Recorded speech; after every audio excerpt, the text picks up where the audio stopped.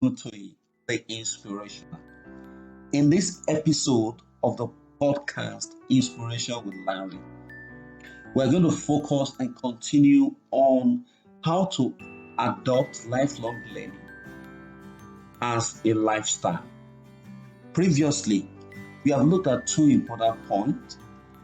We have looked at the fact that it is very good to recognize one's personal interest and goals.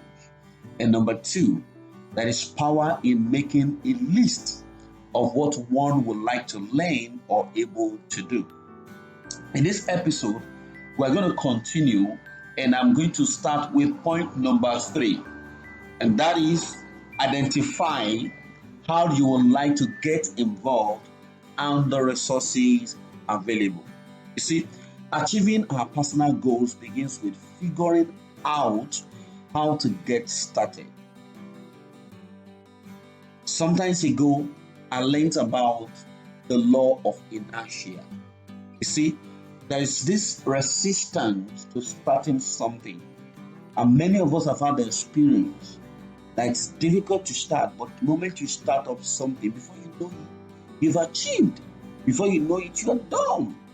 So, in order to be able to overcome this law of inertia, overcome this resistance to starting, one needs to identify how one would like to get involved on the resources that are available or the resources that would be needed in order to achieve the lifelong learning goal.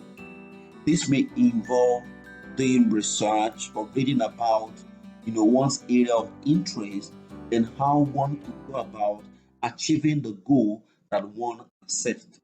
See, there's this stuff people say about, oh, I stumbled over it. Oh, I stumbled over it. Oh, I just came across it. See, he who wants to go far in life will do less of stumbling. See, you cannot make stumbling a lifestyle and achieve to go far in life. I mean, how is it possible? It's okay to make mistakes occasionally. It's okay to make mistakes at one point or the other, learn from one's mistake. But when making mistakes becomes a lifestyle, when one decides to get a PhD in making committing errors, how do you want to go far in life? So identifying your goals, identifying how you would like to get involved, and the resources that are either available or that you will need to make available to achieve that helps you to formulate, have a formula on how to go about your learning. It helps you to put a structure in place, and this formula prevents you from stumbling. That is very key, very important, and very instructive. Number 4 point that I would like to share with you, friend. Structure the learning goal into your life. See, you've heard about the word larger than life. But I think your life is bigger than your goal. So you must find a way to structure your learning goal into your life. See, fitting a new learning goal into a busy life takes, consideration and effort. I can tell you that firsthand.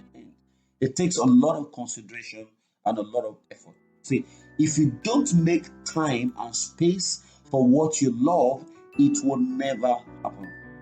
So imagine you finding a first love. You know the feeling. You know what to do. You know how you pursue it. You know how you run after it. See, it can easily lead to discouragement and quitting the learning initiative if one does not find time or space to actually, exercise the lifelong learning, attitude or steps. You can easily get discouraged, and that's why a whole lot of people have quit. I mean, they just decided to quit.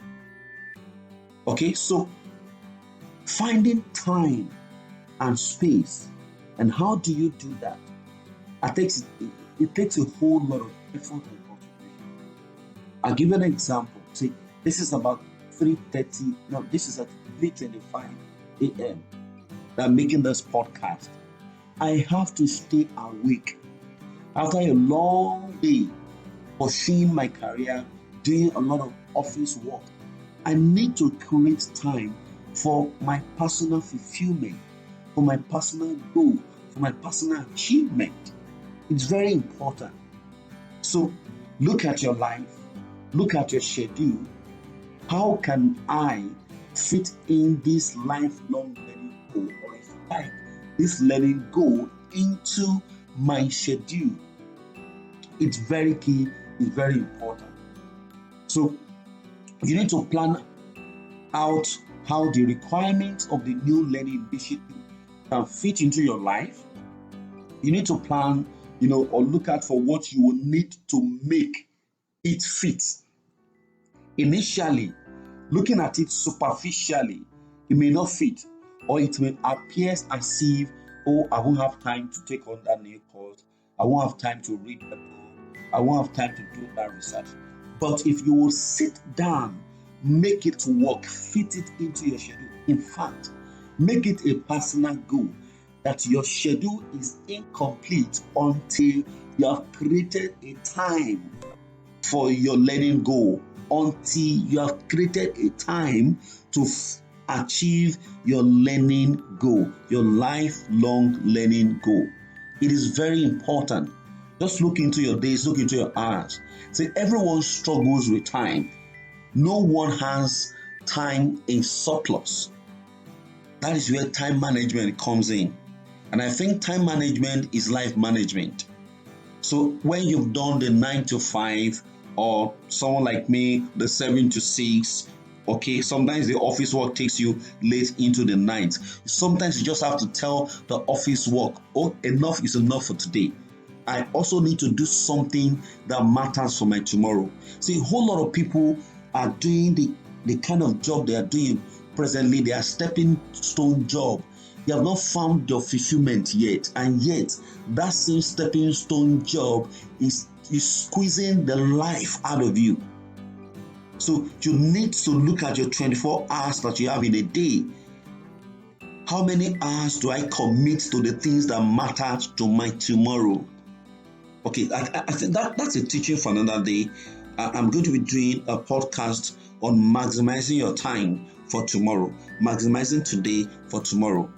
I think you should look out for it. So point number 5, I want to talk about on how to adopt lifelong learning into your life as a lifestyle. And this is like the king of all. Number 5, make a commitment. Make a commitment. See, committing to your decision to engage in a new learning initiative is like the last straw that breaks the camel's back. It's like the final and the most important steps. So if you have realistic, you set realistic expectations, and you have the self-motivation to see through. See, that's another thing. Sometimes motivation will not always be available. Motivation is feeling, and feelings are usually deceptive. See, commitment to me is higher than motivation. If your commitment is permanent, okay, sometimes you don't just feel motivated. You don't feel motivated. Tonight I'm actually very, very tired, but I told myself I need to make 4 podcasts before I sleep, because it's been a long time that I actually followed this dream of mine. So I said today, no more waiting. I have got to make 4 before I go to bed tonight, and it's already getting to 4 a.m.